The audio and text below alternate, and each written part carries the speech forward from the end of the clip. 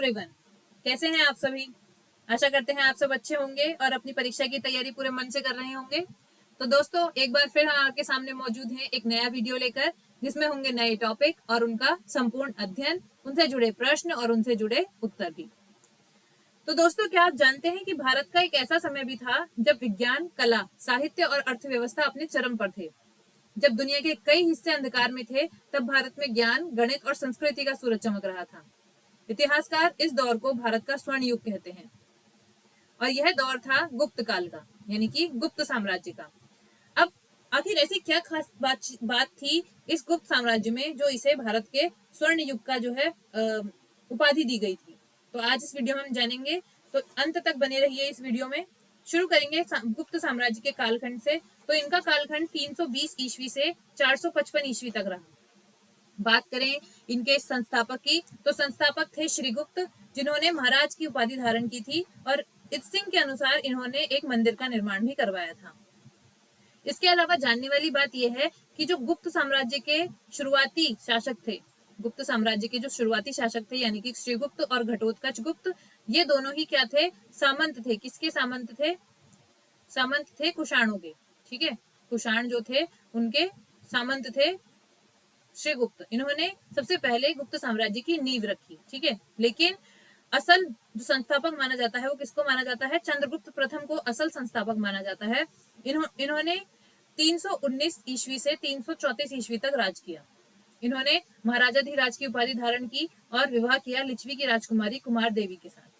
अपने विवाह के पश्चात इन्होंने सिक्के जारी करवाए जिसपे राजा और रानी के चित्र अंकित थे।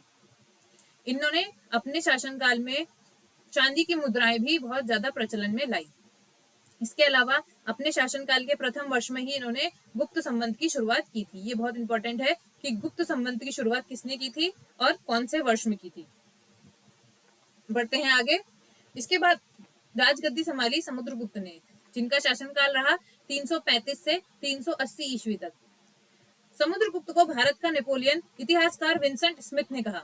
और क्यों कहा? क्योंकि नेपोलियन की तरह ही जो समुद्रगुप्त थे वो बहुत ही ज्यादा कुशल शासक थे और कुशल योद्धा भी। वो जिस भी क्षेत्र से निकलते उस क्षेत्र को अपने अधीन कर लेते, यानी कि वो जिस क्षेत्र के राजा से युद्ध करते थे उनका जीतना निश्चित होता था। ठीक है, और वो जीत के क्या करते थे? क्षेत्र को अपने अधीन नहीं रखते थे, मतलब अधीन हो जाता था क्षेत्र उनके, लेकिन जो राज्य जिसका था उसको वापस लौटा देते थे और लेकिन वो क्षेत्र अपने अधीन कर लेते थे। ठीक है, प्रसिद्ध उपाधियां जो इन्होंने धारण की वो थी सर्व राज्योच्छिता, यानी कि सभी राजाओं के नाशक, लिच्छवी दोहित्र और परम क्रमांक, परम भागवत और कविराज। लिच्छवी दोहित्र क्यों? क्योंकि इनकी माता लिच्छवी की राजकुमारी थी, इसलिए लिच्छवी के दोहित्र थे। इसके अलावा इन्हें कविराज भी कहा जाता था क्योंकि इन्हें कविताएं और संगीत से बहुत ज्यादा प्रेम था। इनका कविता प्रेम या संगीत प्रेम आप किससे कह सकते हो? इन्होंने जारी करवाए थे सिक्के। किस चीज के सिक्के? खुद के सिक्के वीणा बजाते हुए, यानी कि सिक्के पे क्या अंकित थे? समुद्रगुप्त अंकित थे और वो क्या कर रहे थे? वीणा बजा रहे थे, जिससे ये अनुमान लगाया जा सकता है कि समुद्रगुप्त जो थे वो संगीत प्रेमी भी थे। अब समुद्रगुप्त के जो योद्धा होने के साक्ष्य हैं और जो उनका संगीत प्रेम है वो किस चीज से हमको साक्ष्य कहाँ से मिले हैं? वो मिले हैं हरिसेन से। हरिसेन के प्रयाग प्रशस्ति। हरिसेन कौन थे? हरिसेन थे दरबारी कवि। किसके? समुद्रगुप्त के दरबारी कवि थे। इन्होंने प्रयाग प्रशस्ति की रचना की थी जिसमें समुद्रगुप्त की विशेषताएं और समुद्रगुप्त के ने क्या क्या चीजें हासिल की अपने जीवन में, इन सब चीजों के बारे में उल्लेख किया था। ठीक है, ये इंपॉर्टेंट है कि प्रयाग प्रशस्ति जो है ये किसकी रचना थी? वो हरिसेन, कवि हरिसेन की। और कवि हरिसेन किसके दरबारी कवि थे? तो समुद्रगुप्त के। दूसरा क्वेश्चन ये बनता है कि भारत का नेपोलियन किसे कहा जाता था? तो भारत का नेपोलियन समुद्रगुप्त को कहा जाता था। इसके अलावा कविराज की उपाधि किसने धारण की थी? कविराज की उपाधि समुद्रगुप्त ने धारण की थी। इसके बाद शासन संभाला चंद्रगुप्त द्वितीय ने, जिन्होंने विक्रमादित्य की उपाधि धारण की। इनके शासनकाल में जो गुप्त साम्राज्य था वो अपने चरम पर पहुंच गया था, यानी कि जो उत्कर्ष था साम्राज्य का वो चरम सीमा पर था, यानी कि बहुत ऊंचाई पर पहुंच चुका था। इनका शासनकाल रहा 380 ईस्वी से 412 ईस्वी तक। इन्होंने अपने शासनकाल में सबसे ज्यादा सीमा विस्तार किया। ठीक है, विक्रमादित्य की उपाधि के साथ साथ इन्होंने शकारी, यानी कि शकों के विनाशक की उपाधि भी धारण की थी, यानी कि इन्होंने शकों को हराया था। कूटनीति की बात करें तो इन्होंने विवाह किससे किया था? पहले इनके निजी जीवन के बारे में बात कर लेते हैं। इन्होंने विवाह किया था ध्रुव देवी से। उसकी भी एक अलग कहानी है, जान लेते हैं उसकी कहानी को भी। तो समुद्रगुप्त जो थे, समुद्रगुप्त यानी कि इनके पिता समुद्रगुप्त, उनके कितने पुत्र थे? उनके 2 पुत्र थे। समुद्रगुप्त के कितने पुत्र थे? 2 पुत्र थे। पहले रामगुप्त थे, रामगुप्त, और दूसरे कौन थे? दूसरे थे आपके चंद्रगुप्त। ठीक है, रामगुप्त और चंद्रगुप्त। चंद्रगुप्त तो रामगुप्त जो थे उनकी पत्नी थी, कौन थी उनकी पत्नी? उनकी पत्नी थी ध्रुव देवी। ठीक है, ध्रुव देवी, इनकी पत्नी थी ध्रुव देवी, जो कि बहुत सुंदर थी। लेकिन रामगुप्त जो थे वो कुशल योद्धा नहीं थे, और एक तरीके से जो कुशल राजा थे वो भी नहीं थे, एक तरीके से कमजोर राजा थे। तो रामगुप्त को जो शक थे, उन्होंने एक ऑफर दिया। शकों ने क्या ऑफर दिया कि हम तुम पर आक्रमण करेंगे, अगर तुम चाहते हो कि हम तुम पर आक्रमण ना करें तो अपनी जो वाइफ है यानी ध्रुव देवी को हमें सौंप दो। ठीक है, तो रामगुप्त जो थे वो कमजोर शासक थे, वो डर गए, तो उन्होंने शकों को ध्रुव देवी को देने का निश्चय कर लिया। ठीक है, तो अब चंद्रगुप्त जो थे वो इस बात को उनको इस बात का पता चल गया, तो इन्होंने क्या किया? इन्होंने सबसे पहले इसकी हत्या करी, यानी कि अपने भाई की, रामगुप्त की हत्या करी, और फिर शकों को हराया। शकों को हराने के बाद इन्होंने विवाह किससे किया? इन्होंने विवाह किया ध्रुव देवी से। ठीक है, ध्रुव देवी से इन्होंने विवाह किया।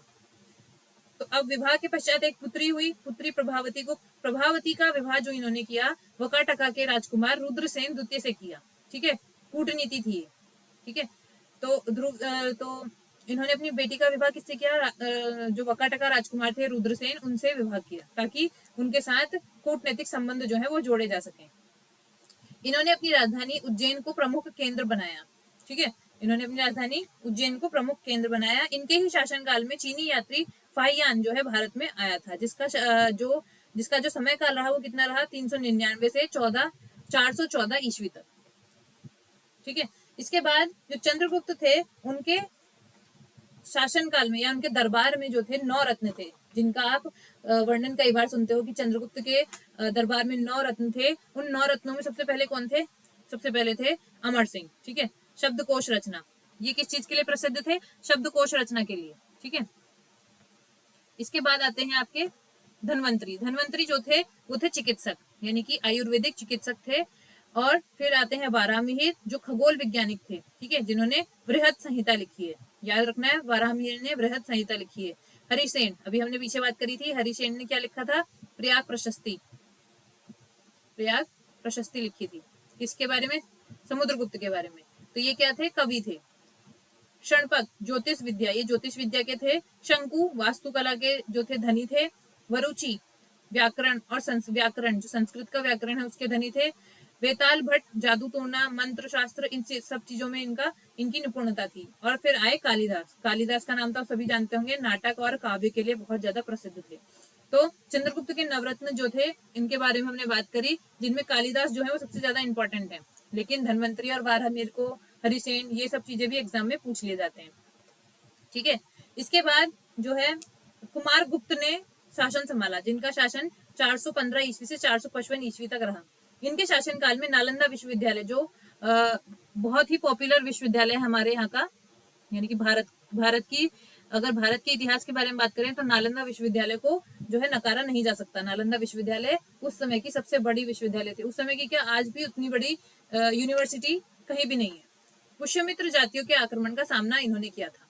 ठीक है, इसके बाद स्कंदगुप्त ने 455 से 467 ईस्वी तक जो है शासन संभाला, और ये अंतिम प्रतापी शासक जो है वो कहलाए।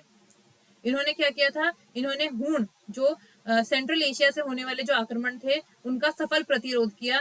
और सुदर्शन झील, जिसका मेंशन कई बार हो चुका है, आप बताएंगे सुदर्शन झील का जो है सुदर्शन झील का वर्णन कहाँ कहाँ पर हुआ है और कैसे कैसे हुआ है, कमेंट बॉक्स में। ठीक है, तो हूण जो थे उनके आक्रमण का सफल प्रतिरोध इन्होंने किया था, और इन्होंने उपाधि धारण की थी शकादित्य की। ठीक है, अब बढ़ते हैं आगे। इसके बाद जो है शासन संभाला स्कंदगुप्त ने। स्कंदगुप्त के उत्तराधिकारी हुए पुरुगुप्त, कुमारगुप्त, बुद्धगुप्त, नरसिंहगुप्त, भानुगुप्त, वैन्यगुप्त और विष्णुगुप्त। ठीक है, विष्णुगुप्त जो थे वो आखिरी शासक थे, और भानुगुप्त जो थे वो इंपॉर्टेंट इसलिए थे क्योंकि इन्होंने एक अभिलेख लिखवाया था, एरन अभिलेख। ठीक है, इस एरन अभिलेख में किस चीज के बारे में वर्णन था? सती प्रथा के बारे में। ठीक है।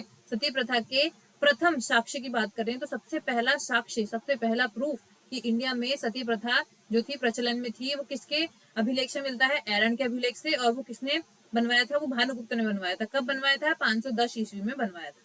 ठीक है।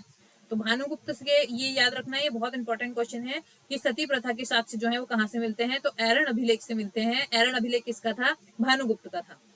अंतिम शासक की बात करें तो अंतिम शासक हमने देख लिया कि विष्णुगुप्त जो थे वो गुप्त साम्राज्य के अंतिम शासक थे।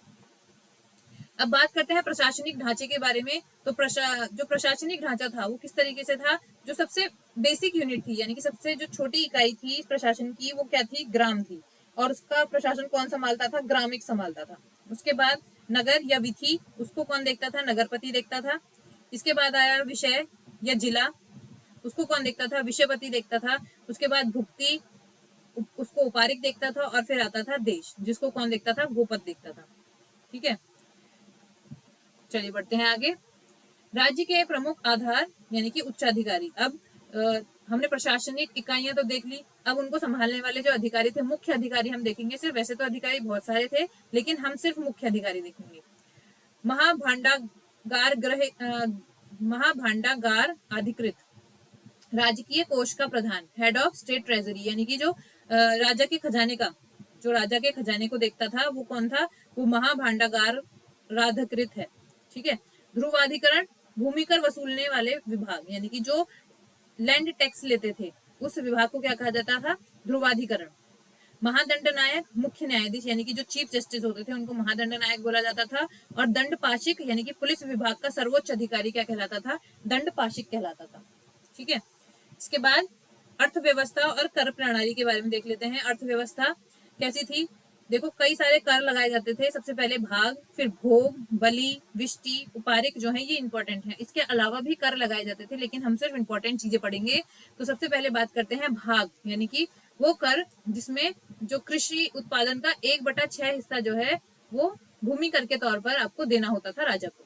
इसके बाद भोग, भोग अपनी इच्छा अनुसार राजा को नियमित रूप से फूल, फल इत्यादि जो चीजें आप अपनी तरफ से राजा को देना चाहते हैं वो भोग कहलाता था। बलि एक प्रकार का धार्मिक कर था ये। ठीक है, बलि जो था एक प्रकार का धार्मिक कर था। विष्टि, विष्टि यानी कि फोर्स्ड लेबर, यानी कि फोर्स लेबर या अनपेड लेबर में ऐसे कि आपसे मजदूरी कराई जाती थी और आपको उसके लिए पैसे नहीं दिए जाते थे, मतलब आपको फ्री में काम करना होता था। उपारिक यानी कि अतिरिक्त कर, यानी कि एक्स्ट्रा कर, एक्स्ट्रा टैक्स जो आपको पे करना होता था उसको बोला जाता था उपारिक। तो ये इंपॉर्टेंट टैक्सेस के बारे में हमने पढ़ा, करों के बारे में हमने पढ़ा। ठीक है, जिनमें से भाग, भोग, बलि, विष्टि और उपारिक जो है सबसे ज्यादा इंपॉर्टेंट है, इसलिए हमने इंपॉर्टेंट चीजें ही रखी हैं इसमें।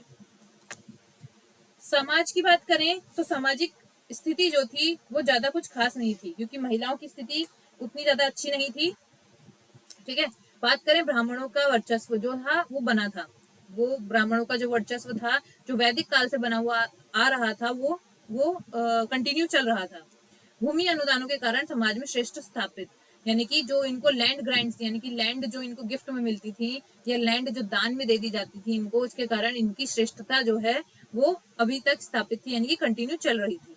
वर्ण व्यवस्था की बात करें तो वर्ण अभी भिन्न जातियों और उपजातियों में बट गए थे, यानी कि पहले 4 वर्ण थे, शुरुआत से हमने देखा 4 वर्ण थे। 4 वर्ण किस पर आधारित थे? आपके कर्म पर आधारित थे। ठीक है, आप जैसा कर्म करेंगे उसके आधार पर आपको उस तरीके के वर्ण में रखा जाएगा। फिर जन्म के आधार पर हुए।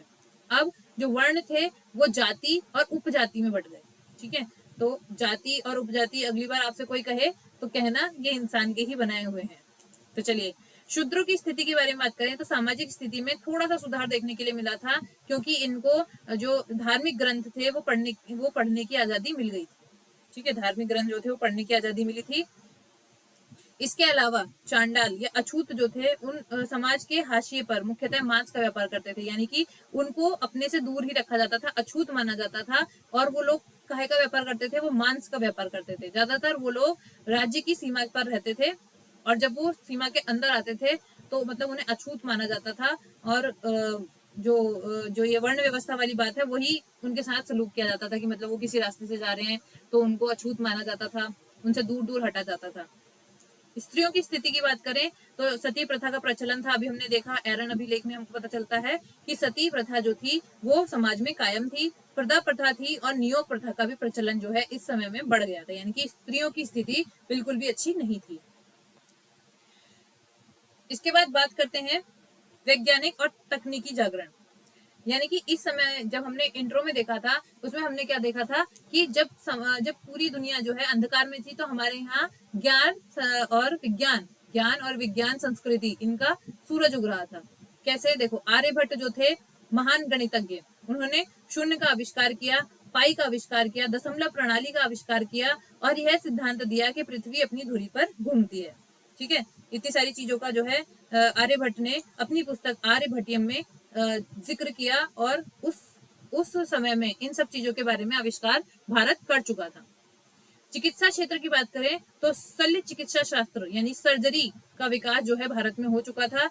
धातु कर्म कौशल यानी कि मेटलर्जी की बात करें तो मेहरौली का लौह स्तंभ जिस पर चंद्र अंकित है, यानी कि मेहरौली का जो स्तंभ है, देखा होगा आपने कुतुब मीनार के पास, मेहरौली में कुतुब मीनार के पास आपने ये लौह स्तंभ देखा होगा जिसे चंद्रगुप्त ने बनवाया था और इस पर चंद्रगुप्त का नाम चंद्र के नाम से अंकित है।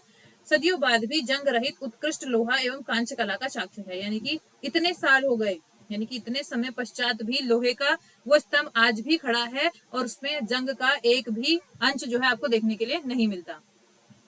बात करें स्थापत्य कला की तो प्रमुख मंदिरों की बात करते हैं। देवगढ़ का दशावतार मंदिर जो कि ललितपुर उत्तर प्रदेश में स्थित है, सर्वाधिक प्रसिद्ध है। ठीक है, ये इंपॉर्टेंट है, मंदिर पूछ लिए जाते हैं आपके, कई सारे एग्जाम्स में पूछे जाते हैं। एरन का विष्णु मंदिर जो कि मध्य प्रदेश में स्थित है, भूमरा का शिव मंदिर जो कि मध्य प्रदेश में स्थित है, सांची का मंदिर मध्य प्रदेश में स्थित है और तिगवा विष्णु मंदिर जो है जबलपुर मध्य प्रदेश में स्थित है। ठीक है, ये मंदिर जो है इंपॉर्टेंट है, एक बार इनको देख लीजिएगा। साहित्यिक स्वर्ण युग, महाकवि कालिदास की रचनाओं के बारे में यहाँ पर बात की गई है। हमने देखा था कि नवरत्नों में महाकवि कालिदास जो थे वो भी शामिल थे, तो उनकी प्रसिद्ध रचनाएं पूछ ली जाती हैं एग्जाम्स में कई बार, जिनमें अभिज्ञान शाकुंतलम नाटक था, बहुत ज्यादा इंपॉर्टेंट है, मालविका अग्निमित्र, रघुवंशम, मेघदूतम, कुमार संभवम और ऋतु संहार, बहुत ही ज्यादा इंपॉर्टेंट रचनाएं किसी ना किसी एग्जाम में पूछ ली जाती हैं, तो ये तो आपको उंगलियों पे होनी चाहिए। इसके बाद अन्य साहित्यिक कृतियों की बात करें तो विशाख दत्त ने देवी चंद्रगुप्तम और मुद्रा राक्षस की रचना की थी। ठीक है, इसके अलावा शूद्रक जो थे उन्होंने मृच्छक कटिकम नामक जो है साहित्य की रचना की थी। विष्णु शर्मा ने पंचतंत्र की, भास ने स्वप्न वासव दत्ता और चारु दत्तम की रचना की, आर्यभट्ट ने ब्रह्म सिद्धांत दिया, बारामहीर ने पंच सिद्धांतिका और चरक ने चरक संहिता का जो है रचना की थी। तो ये अन्य साहित्यिक रचनाएं थी जो कि गुप्त काल में हुई थी। तो अंत में हम पूरी वीडियो देखने के बाद आपका क्या निष्कर्ष निकलना चाहिए कि राजनीतिक एकीकरण, सबसे पहले जो मौर्य वंश था, मौर्य वंश के बाद गुप्त वंश जो है अगला साम्राज्य हुआ जिसने पूरे भारत को एक सूत्र में पिरोया। ठीक है, मौर्य वंश के बाद सब छोटे छोटे शासक आए, लेकिन गुप्त वंश मौर्य वंश के बाद दूसरा साम्राज्य हुआ जिसने पूरे भारत को एक सूत्र में पिरोया। कुशल प्रशासन, एक ऐसी विकेंद्रित और सुव्यवस्थित कर प्रणाली का निर्माण जो भविष्य में साम्राज्यों के लिए मॉडल बनी। ठीक है, तो कुशल प्रशासन था। इसके अलावा सांस्कृतिक और वैज्ञानिक, आपने अभी देखे कि कितने ज्यादा इस समय में कितने ज्यादा महान जो लोग हुए, उन्होंने अपनी रचनाएं की, जैसे कि कालिदास हुए, आर्यभट्ट हुए, चरक हुए। ठीक है, साहित्य, गणित, खगोल विज्ञान और वास्तुकला में ऐसे प्रतिमान स्थापित किए जिसने आधुनिक भारत की नींव रखी। आज भी हम आर्यभट्ट के दिए हुए शून्य से ही सारा काम करते हैं ना, जब जीरो दिया मेरे भारत ने दुनिया को तब गिनती आई। तो इस तरीके से हमने दुनिया को गिनती करना सिखाया, शून्य की खोज करी, तब दुनिया जो है अंतरिक्ष तक पहुंची। ठीक है, तो एक बहुत बड़ा योगदान जो है गुप्त काल का पूरे विश्व के लिए मतलब उन्होंने दिया आर्यभट्ट के तौर पर, जिन्होंने शून्य की खोज की थी। तो इस प्रकार हम कह सकते हैं कि गुप्त काल केवल एक राजवंश नहीं था, बल्कि भारतीय इतिहास का वह दौर था जिसमें ज्ञान, विज्ञान और संस्कृति की नई ऊंचाई को हमने छुआ। इसी कारण इतिहासकार इसे भारत का स्वर्णिम युग कहते हैं। गुप्त काल की उपलब्धियां आज भी भारतीय सभ्यता की महानतम और समृद्धि का प्रमाण देती हैं। ठीक है, तो आज की इस वीडियो को हम यहीं खत्म करते हैं। अगर आपको वीडियो अच्छी लगी है तो आप लाइक करेंगे, शेयर करेंगे, और हमारी एंशिएंट हिस्ट्री की जो सीरीज है वो लगभग खत्म होने वाली है। अगर आपकी पीछे की क्लासेस रह गई हैं तो प्लीज पीछे की क्लासेस को आप कंप्लीट करके आइए, क्योंकि सारे टॉपिक्स हम कंप्लीट कवर कर चुके हैं और उनके साथ साथ उनकी मतलब क्विज भी लेकर आए हैं, जिससे कि आपकी प्रैक्टिस जो है वो बनी रहे। तो ठीक है, आज इस वीडियो को हम यहीं खत्म करते हैं। Thank you very much guys.